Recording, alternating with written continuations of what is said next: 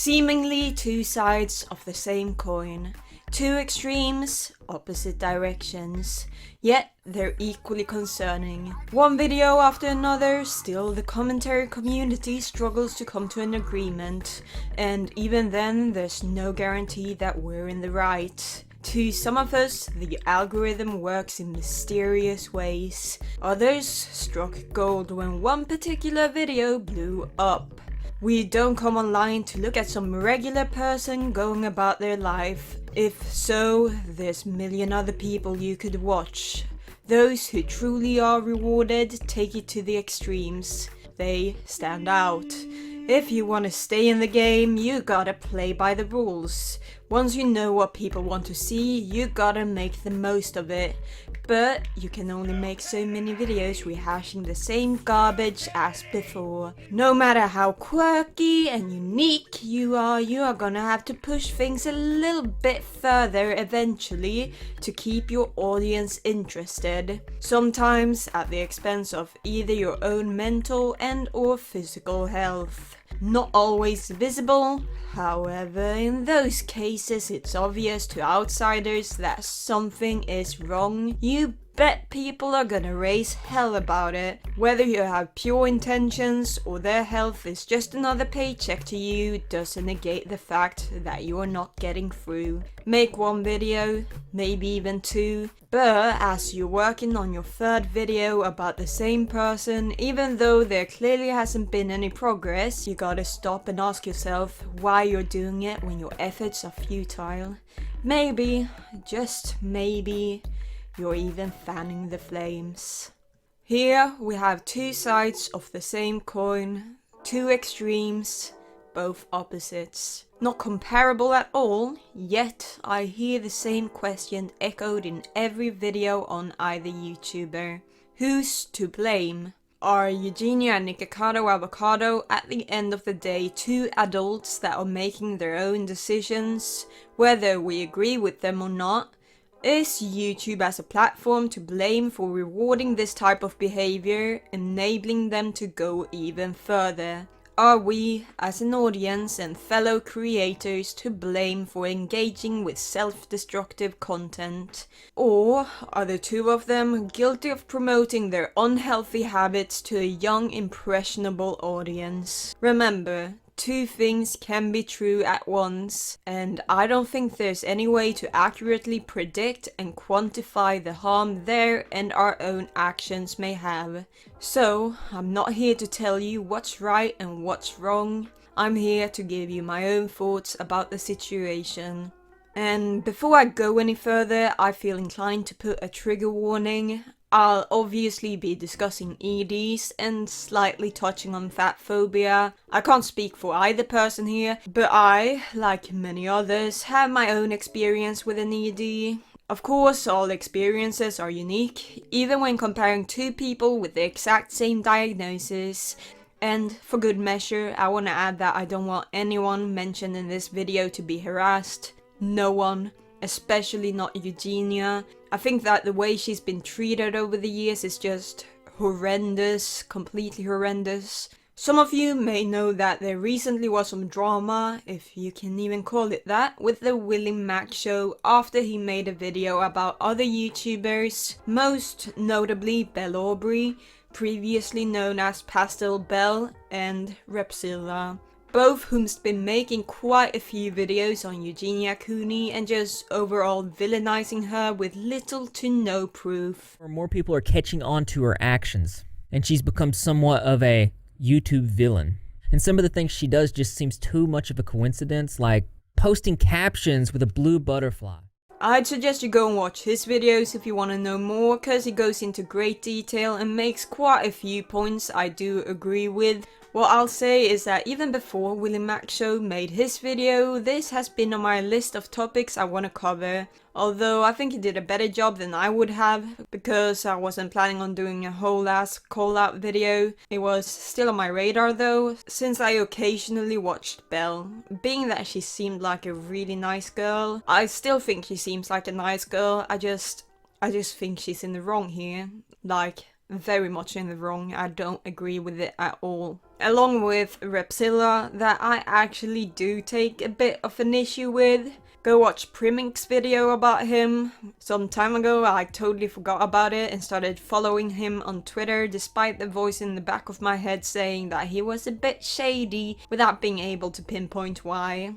If he's watching this, yes Repzilla, you have my permission to block me because I'm still following you. Whatever the case, them repeatedly making videos on Eugenia Cooney, reading into every little thing, making up crazy conspiracy theories, advocating for deplatforming her, didn't quite sit right with me. Although in the beginning it did feel like they actually wanted what's best for Eugenia, at least when it comes to Belle, cause believe me, we all want her to recover. As frustrating as it is, this ED isn't rational at all. Belle knows this, I know this, cause I too have been there. People have been begging her for the longest time to actually get help, and she even went to a treatment facility at one point. Like it or not, at the end of the day, we're just strangers on the internet.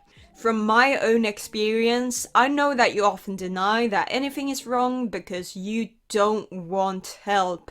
She very obviously doesn't want to talk about it, so if the end goal is to help her recover, you're doing quite the opposite of that. It is possible that a heartfelt conversation with a close friend could make her consider going into treatment once again. Then again, it might not work. What I'm getting at is that it's not our place to have that conversation with her if anyone were to have that conversation. There's a lot of speculating about what might be going through her head. Some speculate that all the outrage is only fueling her disorder. I personally wonder if she's uncomfortable with all of these people she doesn't know, all of these strangers that are demanding answer about something so personal, convinced that they know what's better for her. I certainly know that at my lowest point in my ED, I absolutely hated it when someone pointed out that you can see my bones. I despised when classmates made it their mission to make sure I ate lunch. Though I knew, even back then, they wanted me to be healthy, it only served to further isolate me. All this pressure, all this focus on what I put into my body and what I looked like made me avoid socializing as to avoid questions about why I'm not eating. Just like Eugenia will awkwardly laugh and brush away any inquiries concerning her current state, I would tell people that I'm just not hungry, scratch my neck and go, haha, I don't know, I'm just like this. But of course I knew I wasn't okay. All of us know we're not okay. We're fucking miserable, completely drained and unmotivated to do anything. To me at least, my ED was akin to catch-22. I wanted to get better because I was so tired of living like that. Getting better meant I had to gain weight, and that's something I didn't want to do. I didn't want to be that thin, I didn't want to be that sick, but I didn't want to put on weight either. Does that make sense? No? Well, of course it doesn't, because it's a disorder. It's not rational. Imagine if you could rationalize your way out of depression or anxiety like, well, I don't actually have anything to be sad or anxious about. Boom, you're cured. Call me Jesus Christ, because I perform miracles. What makes me really frustrated is that people recognize that there's something wrong with Eugenia. I don't think she has ever outright stated that it's an ED, so I'm really not trying to put words in her mouth. At most, I think she has said that she was struggling a bit with food, being as vague as possible. But between you and me, I just don't think anyone gets to her state by forgetting to eat a couple of times. You need to be actively pursuing it. In other words, you have an ED, It's been said a million times, so why the hell are people surprised whenever she shows symptoms? This is the epitome of it's okay to be mentally ill, uwu, as long as you don't show it, uwu. I'm honestly so disappointed, and I don't think the argument that she's influencing others justifies how everyone has been treating her. There's those who join her live streams acting all cutesy and lovey-dovey, only to pull the 180 saying shit like, I think you would probably be a little prettier if you weren't dying. Not that it makes it okay, but I really hope that person was a minor that will grow out of it, cause that was so uncalled for. People have made her out to be this villain that's very calculated. YouTube villain. Making it easier for bullies to justify their actions. It's not productive, you're just being nasty for the sake of it. Log off and work on your own issues before you harass this poor woman. You wouldn't tell someone who's visibly self-harming themselves that they would be prettier if they weren't mutilating their own body. You could say that the scars are equally triggering. Still, it's just not okay. Then there's people like Belle Aubry and Repzilla that aren't outright bullying her. Kinda. YouTube villain. Instead, they're making videos, theorizing about her home life, advocating for a petition to remove her from YouTube, making a mountain out of a molehill whenever she breathes wrong. It's okay to have your own suspicions, but don't make a whole ass conspiracy video about how she's some mastermind with a silent agreement to move a makeup box when she gets a donation and call that Eugenia Hub. That's disgusting! Am I saying that's completely out of the realm of possibilities? I mean, it's very unlikely, but sure, okay, let's assume that this could happen. If I'm being generous, I guess that's something that could happen, like, yeah, there's fetishists, there's people who sell that material. Still, not to get all philosophical on your ass, but if we go by Occam's razor, she's just moving a box of makeup, you absolute doofus! Then there's more reasonable assumptions that she might be body checking. Body checking is totally a thing. I first learned of it from Off Herbs and Altars here on YouTube. Of course, I could be wrong. That happens sometimes, but I think they're one of the first people that brought Eugenia's habit of body checking to people's attention, and judging by their most recent video titled Anorexic Body Checking, what it actually means and looks like, it seems like even they have realized that people took that and ran with it into the fucking ground. They've already made amazing videos delving into it, so if you're in a healthy headspace, I suggest you go watch their videos. As a recovered anorexic, I really enjoy their content. You'd think it would be triggering, but I find it kind of healing to hear from someone who has a similar experience, just talking about it outside of a clinical setting. It's like listening to a friend, you know? To somewhat summarize what I took from their video, body checking has been turned into a buzzword and somewhat sensationalizing this disorder. Of course, it's not healthy, but the way people talk about it reminds me of a Shane Dawson docuseries. Over the fucking top. The dark secrets of pro-ana content. YouTubers are brainwashing your kids to develop EDs. They're flaunting their bones in front of your very eyes without you ever noticing. Body checking is just that. Reassuring yourself that you're skinny enough. Nothing more, nothing less. It doesn't make you the devil incarnate for trying on new clothes in front of a camera and maybe standing in awkward and natural positions. She obviously loves fashion and makeup. That's her biggest hobby that she still seems to be passionate about. When you're that sick, there's not a lot of things that you look forward to anymore. So just constantly shaming her, leaving nasty comments about what she looks like whenever she does a try-on haul is just... It's not doing what you think it is. I get it, you're concerned, but we're running in a circle at this point. All this harassment hasn't gotten us anywhere, so maybe it's about time we change our strategy. I can't believe I'm saying this, but out of everyone who's been speaking on this, I think PewDiePie put it the best. Send her some love. Don't make it about her appearance. She needs positivity. Begging her to get better isn't motivating her. You can't force her to recover. She's a grown-ass adult.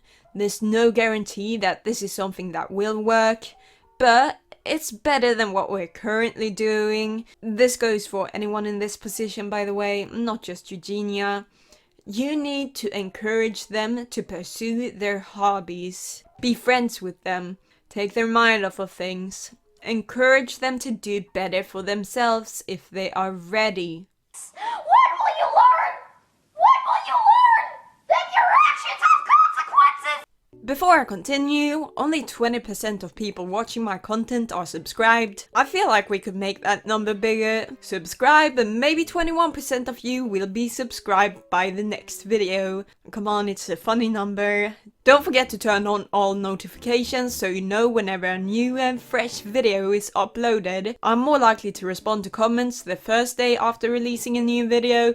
Also, follow me on Twitter at Muggen, link in description. That's where I usually announce whenever I'm going live on Twitch. How do you do it? Oh. Okay. Let's go through. Alright, see you guys later. Bye. I play Minecraft and I want to do live art too. I just haven't gotten around to actually do it yet. That's a lie. I have now as I'm reading the script. I also have a Ko-Fi with a donation goal. If you want to help me out financially since I'm having my top surgery consultation the 1st of April next year. That's all. Back to the video. On the other side of the coin, we have Nikocado Avocado. Both extremes, just on the opposite sides. Surface level, they're very much the same. Or are they? I would say not at all.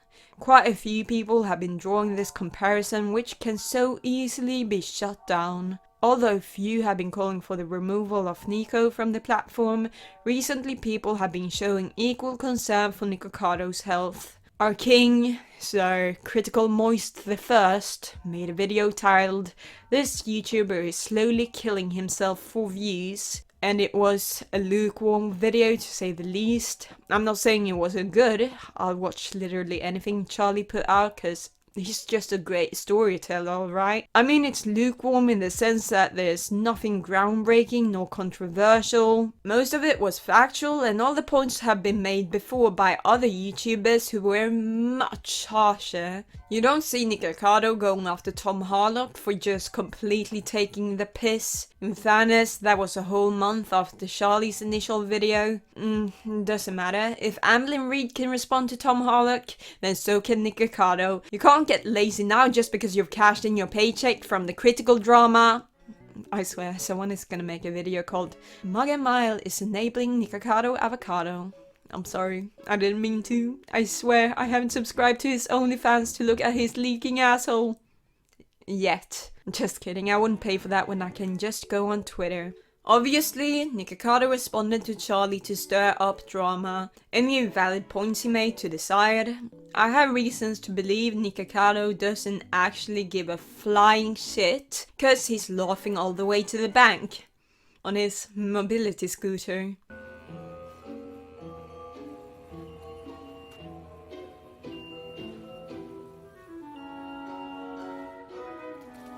Not because he can't walk, because, you know, there's absolutely no shame in that. Use whatever aid you need to live a comfortable life, whether that's full-time or only sometimes. But no, Nikocado only uses it in his videos for comedic value, shock factor and clickbait. I wouldn't say this when it comes to any other YouTuber. I'm all for normalizing CPAP machines, canes, wheelchairs, prosthetics, all of that, do your thing. However, that's not really what Nikocado is doing. He's not talking about it like any normal person would. Like, can you just talk about it like a normal fucking person?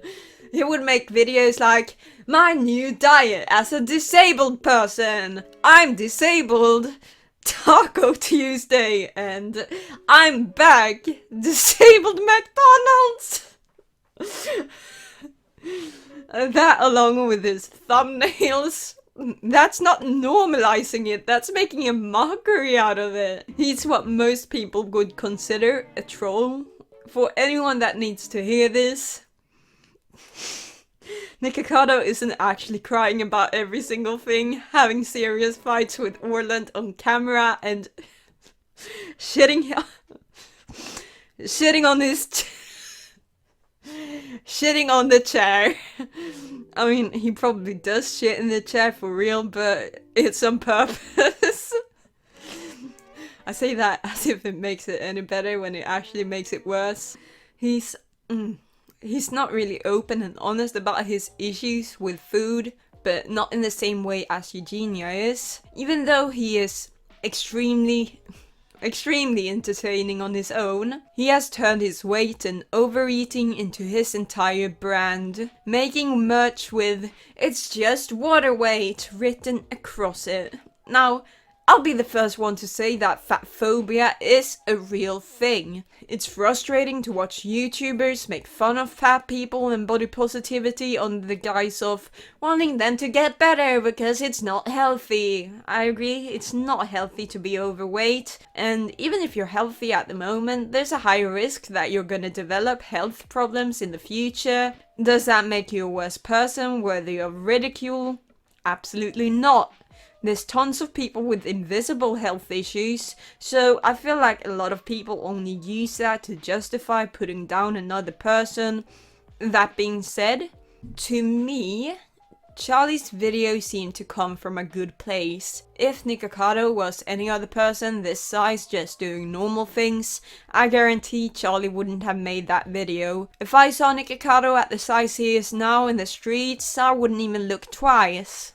That's a lie, I would look. Not because of his weight though, but simply because he's Nikocado Avocado, like why wouldn't I look? What's most concerning about him isn't really his weight, but rather his diet. And you know, the rest. Even if it's an act, how does it affect a person to act like that on camera every single day? It doesn't even have to be about his weight. If he started living a healthier lifestyle, he would of course lose weight in return. It's a byproduct of getting healthier at his size rather than what actually determines health. Just completely starving yourself is equally as unhealthy, but it sure would make you lose weight. Yes, I do watch A Beast to Beast occasionally. The thing with Nikocado is that because of all this trolling, a lot of people suspect that he's doing it on purpose. Of course he's doing it on purpose, he's fucking shitting on the chair on camera. He realized he could make lots of money by eating unhealthy on camera, gain a bunch of weight, and just act generally batshit fucking crazy. I'm sorry, I'm thinking about a lazy Jeezy. If that is the case, then that would mean that he wouldn't have reached this point regarding everything if he couldn't monetize it, therefore sacrificing his health for views on YouTube. This could very well be true, and while I don't want to diagnose anyone, I still want to bring forth the idea that this could very much be an ED that he's just making the most out of. Then again, none of us could possibly know this, and this is by no means meant to be taken as facts or even something we should linger on. Though a lot of people reference his past as a vegan to prove that he could be healthy if he wanted to, I would rather say that it indicates previous disordered eating. He used to be a raw vegan, which is a subset of veganism. I'm all for veganism, and I'm not gonna pretend like I know everything about it. However, in the most extreme of cases, it can be used as a tool to fuel EDs. It has little to do with what you actually consume, and more about what's going on in your head. It's about power and control over what you eat. My reason for suspecting that his relation to food was unhealthy back then already is because he has been very open about how he thinks veganism is like melting your brain or something. Not true, But with people like Nikocado and the vegan teacher in the forefront of vegan activism, you could almost believe that this is the case. Most vegans aren't like that though. These crazy people's voices are just amplified because we're absolutely fascinated by them. Like, how couldn't you? Still, I could see why it was frying his brain, at least. Like any diet, if you restrict it enough. On Trisha Paytas' podcast, oh dear lord, he opened up about the health issues he suffered because of what he assumes to be his vegan diet. And they think I was just this beacon of health. Yeah. I rotted a tooth. I had low B12 deficiency. My drive was terrible. Really? I wondered that. Okay. Terrible. Wow. I developed hypoglycemia. I don't know if it's directly related to the veganism, but I never had that before. What's hypoglycemia? So your blood sugar drops really low and you sweat, you shake, you get nervous, you get heart palpitations, you get discombobulated. Like, you talk to me and I don't even know what you just said. I'm like, what? These are some of the side effects associated with EDs. When you've struggled with eating habits before, it's really difficult to just completely recover and suddenly have a normal relation to food. Especially when you've been starving yourself and now suddenly you allow yourself to eat. Of course, most recovered people aren't gonna get anywhere close to, eating 10 subs in one go. What I'm trying to say is that he went from one extreme to another. I find it hard that someone without any underlying issues at all would get there. Although it's not as much of a concern as in Eugenia's case, because being skinny is what society considers desirable. People without a financial incentive could be influenced by seeing her. Meanwhile, Nikocado is just an overall joke, okay? His goal is to be as ridiculous as possible. No one is gonna look at him and think, God, I wish I could be like the guy that cries on camera all day, fights with his boyfriends and shits everywhere. I mean, at least not your average person. There's still people concerned that his success on the platform might inspire copycats. This is exactly the reason why I decided to compare them. The conversation that's currently being held is about who's responsible for their influence. Are they two adults who made this decision for themselves and bears all the responsibility? Is it YouTube as a platform's responsibility to put an end to it? Or is it our fault as an audience for engaging with their content, therefore enabling them? What if they're the ones influencing us? In all honesty, I don't know the answer to any of these questions. I'd like to think it's a bit of all. What do we do about it? Should this content be allowed on the platform? Then what's the end goal? Though I can somewhat see why people think removing Eugenia would be for the better, if I squint my eyes, that is. I just don't think it's a good solution. At all. It might make some of us feel accomplished, but in the long run it makes little to no difference. Oh my god. Although I'm not at all denying the fact that beauty standards are influencing young people to develop EDs, constantly being bombarded with skinny models that you compare yourself to will convince you that you need to lose weight if you want to be beautiful. But she is in fact just one person, and unless she's making videos telling you exactly how to lose weight or saying that you should strive to be as thin as possible, there's no way I can personally justify it. I, as someone that still struggles with disordered eating, know this might sound harsh, but sometimes it's our own responsibility to manage our triggers.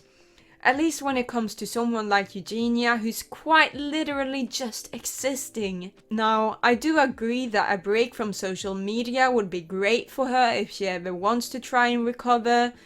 But once again, we cannot force someone to recover. She has to make that decision on her own.